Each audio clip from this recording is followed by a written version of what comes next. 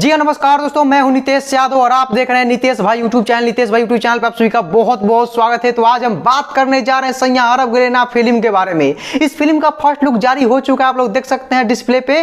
नितेश भाई YouTube channel के माध्यम से आप सभी को देखने के लिए मिल रहा है। आप लोग देख सकते हैं खेसारी लाल यादव इस फिल्म में एक अलग ही लुक में दिख रहे हैं। जो पोस्टर रिलीज किया गया है उसमें खेसारी लाल यादव बैग टांगे हुए हैं और कहीं घर से दूर जा रहे हैं और काजल राघवानी उनको रोक रही है। यसी फिल्म और इंटरटेन से इस पोस्टर को रिलीज किया गया है।